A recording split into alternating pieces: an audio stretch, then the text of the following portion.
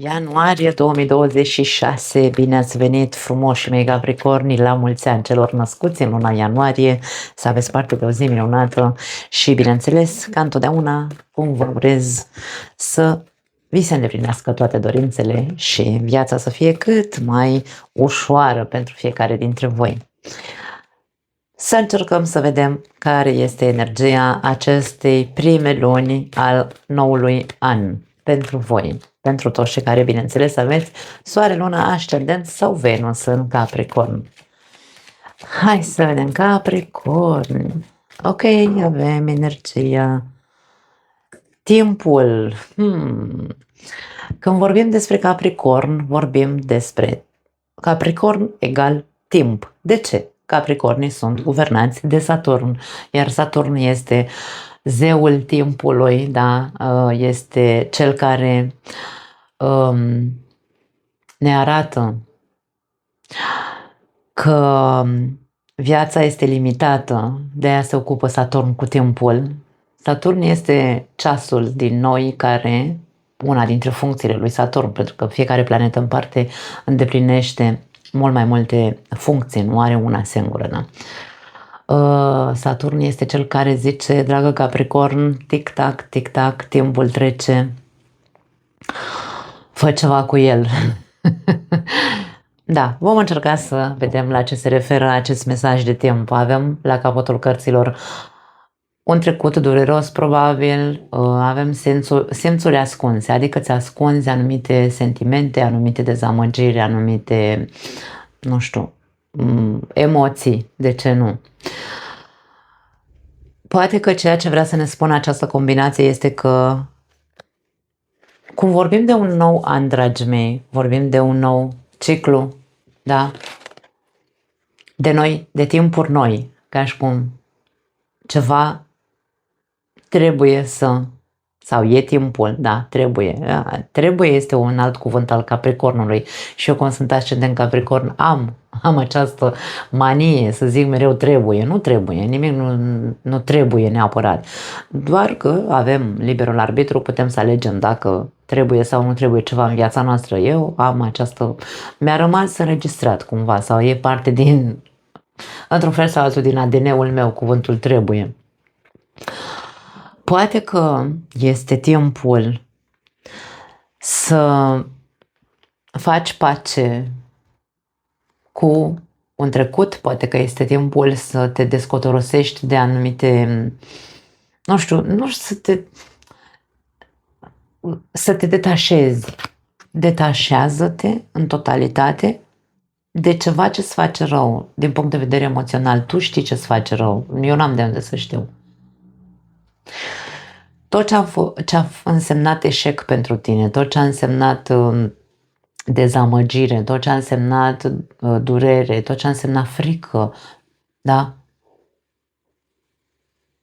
Tot ce a însemnat pierdere, eșec, da? Pentru că noi putem să considerăm că greșim sau putem să considerăm că avem eșecuri, însă să fie doar din, nu știu, cumva doar așa, din perspectiva noastră.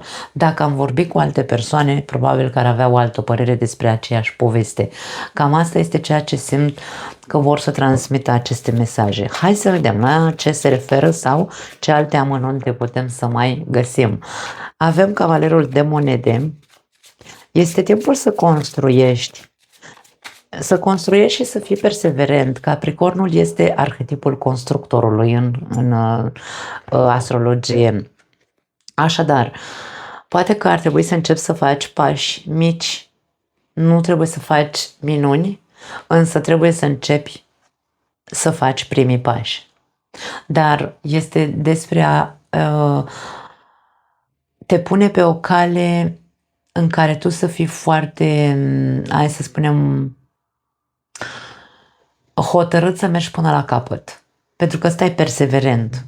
Ăsta nu se oprește. Chiar dacă e lent, merge încet, perseverează, da?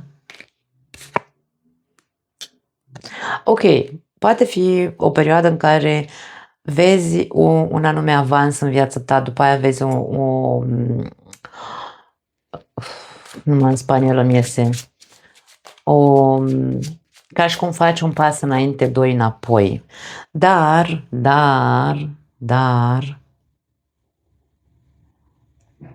nu cred să fie ceva ce nu te va satisface, chiar dacă poate. Aici vorbim, pentru unii dintre voi poate că este vorba despre în luna ianuarie nu te vei simți foarte bine cu tine, nici din punct de vedere financiar sau la job sau în proiectele pe care le ai sau în așteptările pe care le ai în relația ta sau din punct de vedere emoțional, însă, chiar dacă tu simți că eșuezi, ți se spune perseverează. E doar o chestiune de timp. Vei vedea rezultate pozitive. Însă trebuie să rămâi acolo, trebuie să rămâi pe drumul ăsta. Nu te abate de la ce faci, îmi vine să spun. 6 de spade.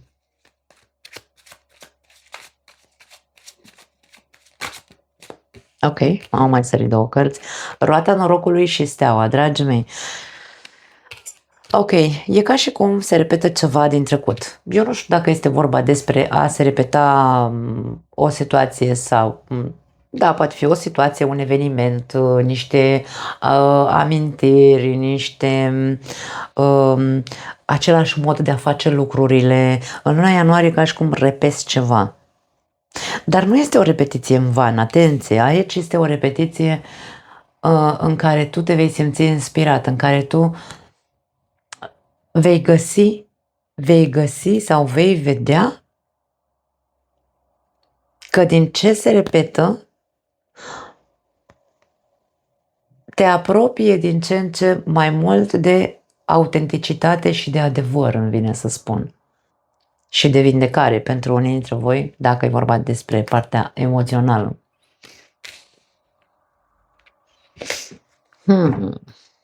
Azi de uite. Deci avem un nou început aici. Energia este una extrem de bună, aș spune, pentru voi. Ia uite, wow, domnul diavol aici. Cred că dacă acțiunile tale, uite și 5 de cupe, da, deci aici povestea este interesantă la Capricorni. Pentru că acest card și cu ăsta, ia uite, aproape identici. Această persoană plânge după ceva ce a pierdut sau consideră că a fost un eșec și această persoană face același lucru. Este în trecut, cu privirea în trecut. Nu vede absolut nimic bun în viitor pentru ea. Avem această imagine, dar este foarte relevant pentru că 5 de cupe vine în compania diavolului și vine în compania 6 de bâte. 6 de bâte și diavolul poate fi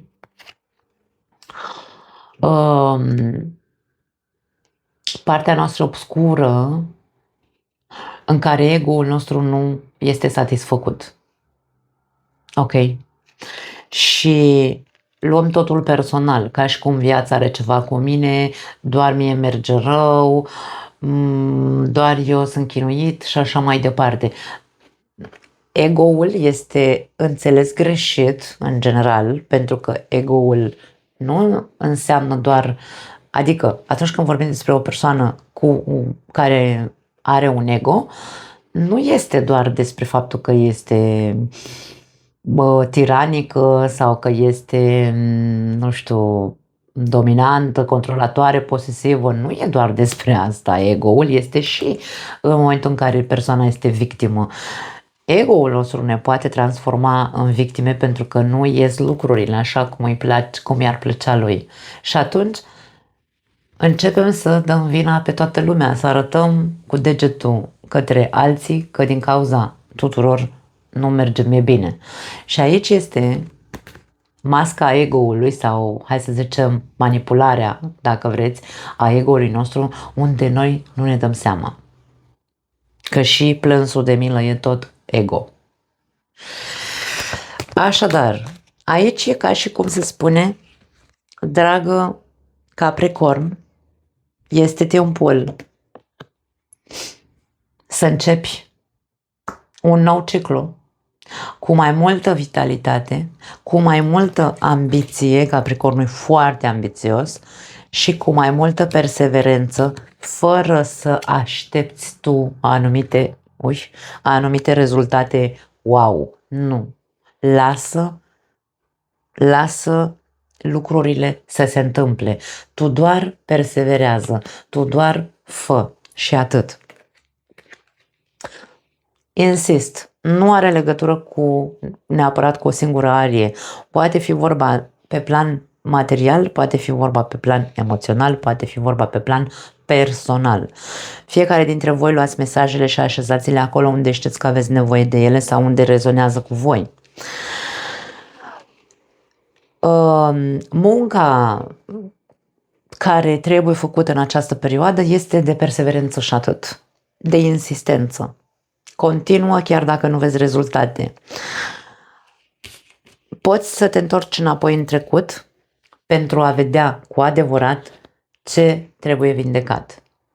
E neapărat, îmi vine să spun, din nou folosesc cuvântul trebuie, să te întorci la bagajele sau la trăirile sau la, nu știu, evenimentele pe care le-ai trăit de un an de zile încoace. Ca să poți să le găsești noima și să poți să înveți și să poți vindeca. Despre asta e vorba. Ce ai făcut în ultimul an? Se insistă mult pe ultimile 6 luni, însă în ultimul an este despre a clarifica, despre a vedea cu adevărat care au fost, nu știu, care a fost modul în care eu am tratat evenimentele cu care m-am lovit, persoanele cu care am intrat în contact, cum a fost viața mea în ultimul an. Și aici este cheia unde se va produce vindecarea, când voi fi sincer cu tot ceea ce s-a întâmplat în viața mea în ultimul an. Putem să vorbim pentru unii dintre voi, atenție, că în luna ianuarie e posibil, când vorbim aici despre un nou început, avem, hai să spunem, imaginea unei împăcări. Poate fi vorba pentru unii dintre voi să reluați relația, cineva din trecutul vostru să se întoarcă, cineva cu care ați avut o relație să se întoarcă, cineva care poate v-a dezamăgit, poate fi cineva toxic, atenție, narcisist, da, aici avem imaginea narcisistului, o persoană crudă, aș spune. Așa că, dacă se întoarce această persoană, aici se spune, tu cunoști genul de relație pe care ai avut-o cu ea.